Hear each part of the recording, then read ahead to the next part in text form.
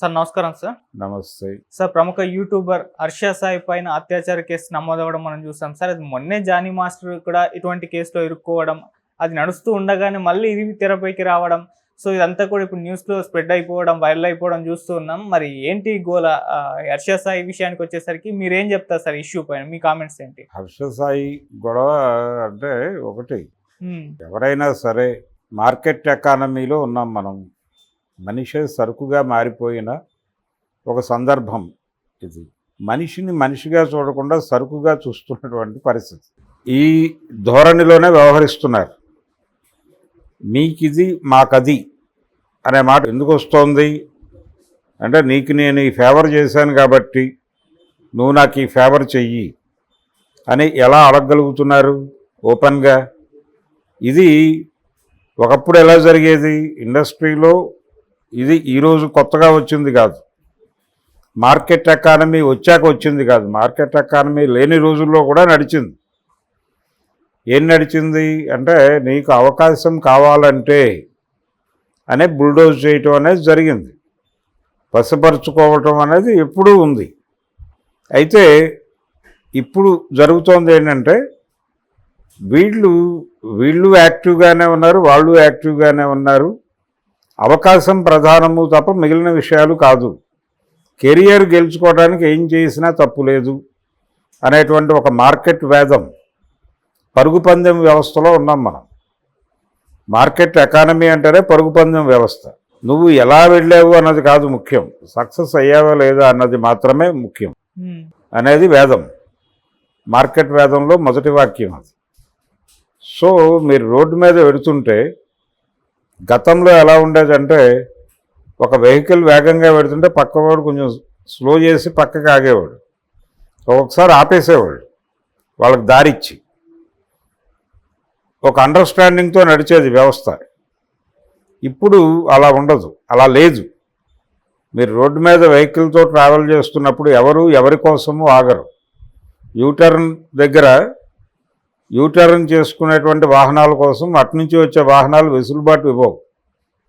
నువ్వు వెసులుబాటు చూసుకుని వెళ్ళాలి, నీ బాధ్యత అది.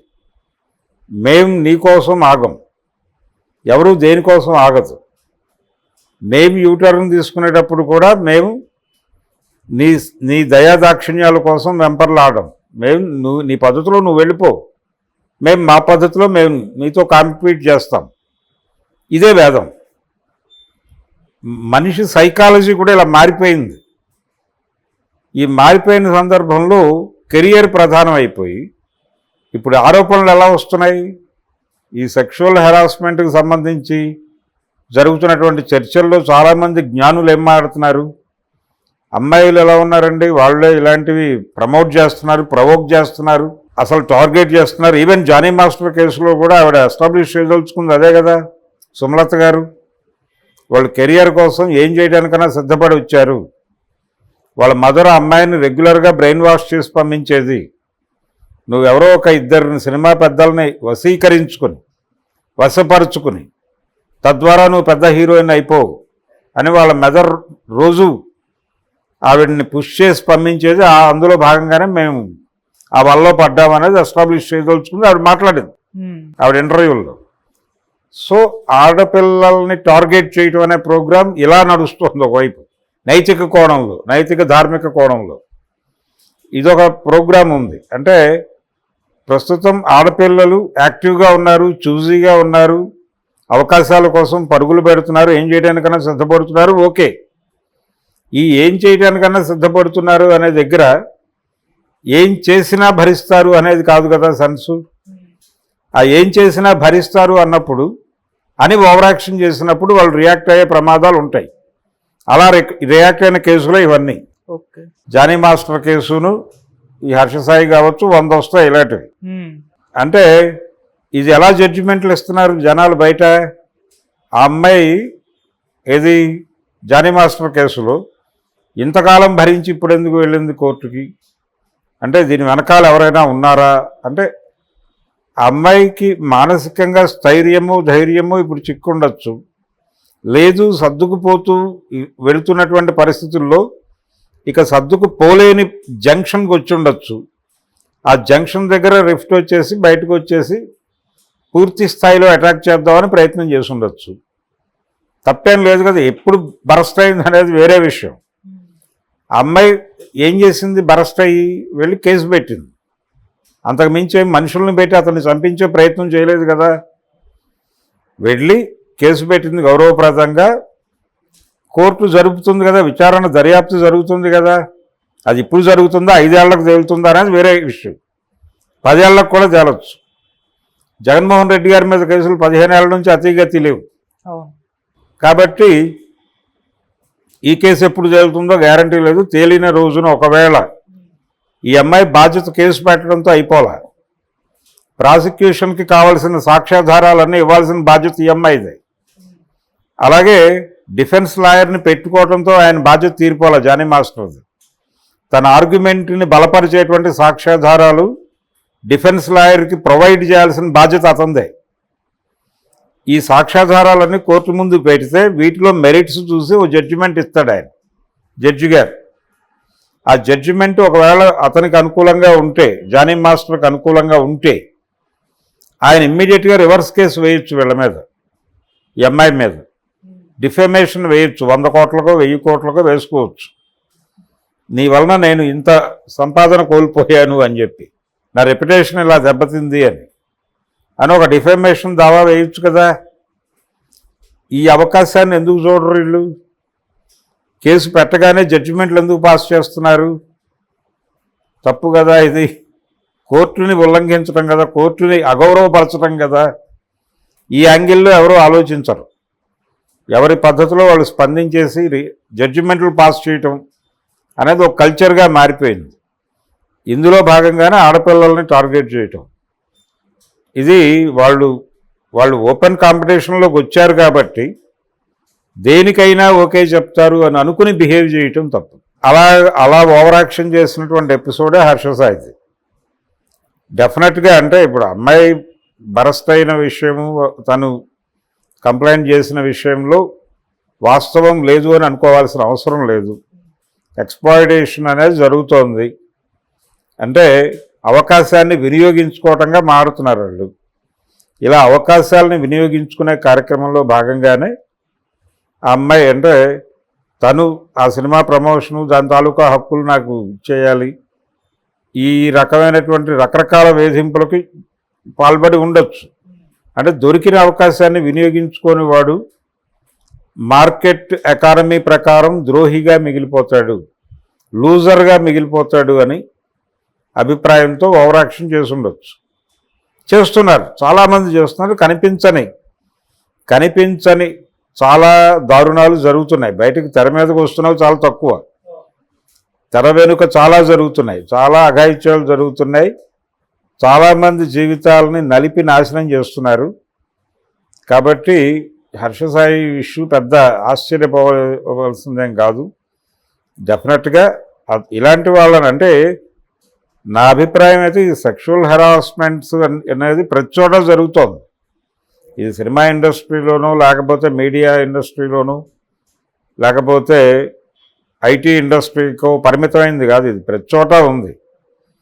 ఈ ప్రతి చోట ఉంది కాబట్టి ఇప్పుడు ఫ్యామిలీ కోర్టులు ఎలాగైతే స్పెషల్గా పెట్టారో అదే పద్ధతిలో వర్క్ ప్లేస్లో సెక్షువల్ హెరాస్మెంట్స్ కేసులు మాత్రమే టేకప్ చేసేటువంటి ఒక వ్యవస్థ ప్రతి ఊళ్ళోనూ కనీసం ఒక కోర్టు ఉండాలి. ముఖ్యంగా కాస్మోపాలిటన్ లేకపోతే మెట్రోపాలిటన్ సిటీస్లో అయినా ఉండాలి. ఉంటే ఏమవుతుందంటే, దీనికి చట్టం వచ్చిందే ఈ మధ్య 2013లో ఎప్పుడో వచ్చింది అది.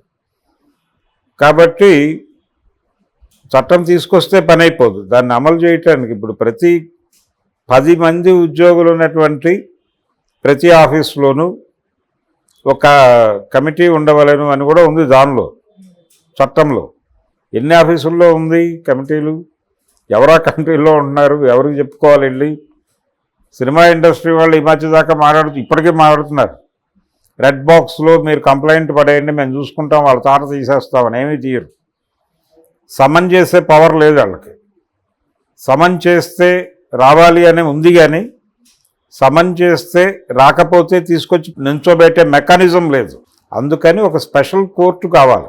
స్పెషల్ కోర్టులో ఈ రెడ్ బాక్స్లో పడిన పిటిషన్ ఇమ్మీడియట్గా అక్కడికి ఫార్వర్డ్ చేసి ఇది మాకు వచ్చినటువంటి కంప్లైంట్, దీని మీద చర్యలు తీసుకోమని వీళ్ళు ఒక కవరింగ్ లెటర్ రాస్తే దాని మీద ఆ కంప్లైంట్లో ఎవరి పేరైతే మెన్షన్ చేశారో ఫిర్యాదుదారు వాళ్ళని ఇమ్మీడియట్గా సమన్ చేసి అరెస్ట్ చేసి తీసుకొచ్చి బోన్లో నిలబెట్టేటువంటి మెకానిజం కోర్టుకు ఉంటుంది.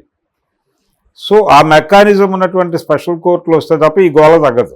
ఓకే, అలా ఫాస్ట్ ట్రాక్లో క్రైమ్ విచారించి ఇమ్మీడియట్గా శిక్షలు పడిపోతే కొంత ఈ అగ్రెసివ్నెస్ తగ్గుతుంది. అప్పటికీ జరగచ్చు. ఇప్పుడు చాలామంది సినిమా వాళ్ళు ఏం మారుతున్నారు ఇప్పుడు కొత్తగా, ఇది రెగ్యులర్ ప్రొడ్యూసర్లు చేయరండి, ఇలాగా రెగ్యులర్ ప్రొడక్షన్ హౌసెస్లో ఇలాంటివి జరగవు, వాళ్ళు ఇలాంటివి జరగనివ్వరు. ఇవి ఇలాంటి యాక్టివిటీస్ చేయటం కోసమే, అంటే అమ్మాయిల్ని వాడుకోవచ్చు అనే ఉద్దేశంతోనే సినిమాలు తీయడానికి వచ్చేవాళ్ళు కొంతమంది ఉంటారు, వాళ్ళు చేస్తారు ఇలాంటి పనులు. దానివల్ల మా ఇండస్ట్రీకి చెడ్డ పేరు వస్తుందని మారుతున్నారు కొంతమంది ఛాంబర్లో పెద్దలు. అది తప్పే, అది రాంగ్ ఆర్గ్యుమెంటే. అంటే మీరు అడ్మిట్ చేస్తున్నారు మా దగ్గర జరుగుతున్నాయి. ఇంకోవైపు ఇంకొంతమంది సినిమా పెద్దలు ఏం మాట్లాడుతున్నారు, జరుగుతాయి కానీ మేము ఇంటర్నల్గా మాట్లాడి సాల్వ్ చేసేస్తాం, పరిష్కారం అయిపోతున్నాయి కేసులు అని చెప్తున్నారు. పరిష్కారం అవుతున్నాయంటే సెటిల్మెంట్ చేస్తున్నారు మీరు. ఆ సెటిల్మెంట్లో ప్రెజర్ ఉంటుంది. అంటే మీరు తొందరపడి టోన్ రైజ్ చేయకండి, దీనివల్ల మీ భవిష్యత్తు అంధకారం అయిపోతుంది, జరిగింది ఏదో జరిగిపోయింది, ఇది ఎక్కడా మాట్లాడకండి, మౌనంగా ఎవరి పని వారు చేసుకోండి, ఏం కాదు, మీకు భరోసా ఉంటుంది, వీళ్ళకి భరోసా ఉంటుంది అని ఒక సెటిల్మెంట్ అనే పదంలోనే ఒక నిర్బంధం ఉంటుంది. అది అర్థం చేసుకోకుండా సెటిల్మెంట్లు చేసేస్తున్నాం ఏమని మారుతున్నారు. అంటే వీళ్ళు అడ్మిట్ చేస్తున్నారు వీళ్ళకి తెలియకుండా అన్కాన్షియస్గా ఇలాంటివి జరుగుతున్నాయి ఇండస్ట్రీలో. ఇలా చట్టము దీనికి సంబంధించిన ప్రాథమికమైన జ్ఞానం కూడా లేకుండా వ్యవహరించడం వల్ల ఇలాంటి దారుణాలు జరుగుతున్నాయి. కాబట్టి దీనికి సంబంధించిన అవేర్నెస్ క్లాసెస్ పెట్టాలి. అది ఎలాగూ చేస్తారని నేను అనుకోను, కానీ కనీసం ఒక స్పెషల్ ఫాస్ట్ ట్రాక్ కోర్టులు ఉన్నా కానీ కొంతమేరకు ఇలాంటి దారుణాలు అరికట్టడానికి అవకాశం ఉంటుంది. లేకపోతే చాలా దారుణంగా ఉంది పరిస్థితి. పైగా ఆడపిల్లలను టార్గెట్ చేయడం అనేది చాలా ఎక్కువైపోయింది ఈ మధ్యకాలంలో.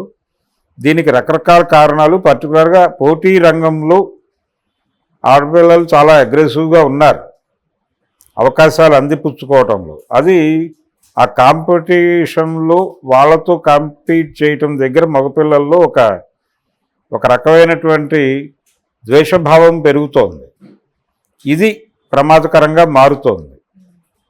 అవకాశం దొరికితే ఏదైనా చేయడానికి సిద్ధపడిపోయే సైకలాజికల్ ఇంబ్యాలెన్స్ అనేది వచ్చేస్తుంది ఫీమేల్ సెక్టార్లో. అది మనకి సినిమాల విజయంలో కూడా కనిపిస్తుంది. బేబీ సినిమా సక్సెస్కి అదే కారణం, RX 100 సక్సెస్కి అదే కారణం. ఫిమేల్ మీద మేల్ యూత్లో ఉన్నటువంటి పోగుపడిపోయినటువంటి కొన్ని దుర్మార్గపు ఆలోచనలకి ఉద్దీపన కలిగించిన ఇలాంటి సినిమాలు. అందుకని ఆ సినిమా థియేటర్స్లో ప్రధానంగా మేల్ యూతే ఉండేవాళ్ళు ఆ సినిమాలు ఆడిన రోజుల్లో. ఫిమేల్ యూత్ అటువైపు తొంగి చూసేవాళ్ళు కాదు. కాబట్టి ఇది చాలా పెద్ద ఇష్యూ, అన్ని వైపుల నుంచి హ్యాండిల్ చేయాల్సినటువంటి వ్యవహారం. హర్షసాయిలు చాలామందికి అది తేలుతారు, ఉన్నారు ఆల్రెడీ. హర్షసాయి బయటకు వచ్చింది, లేకపోతే జానీ మాస్టర్ ఎపిసోడ్ ఇప్పుడు బయటకు వచ్చింది. ఇప్పటికీ బయటకు రాకుండా అలా నడుస్తున్నటువంటి నిశ్శబ్ద మరణాలు చాలా ఉంటాయి అక్కడ. ఆ నిశ్శబ్ద మరణం జరిగిన తర్వాత 20 ఏళ్ల నుంచి ఇలా చేస్తున్నాడట అంటే అప్పుడే చెప్పొచ్చు కదా అని మాట్లాడతారు మళ్ళీ జ్ఞానులందరూ. సో ఫిమేల్ చాలా ప్రమాదమైనటువంటి పరిస్థితిలో ఉండటం అనే దాన్ని సమాజం యాక్సెప్ట్ చేయాలి.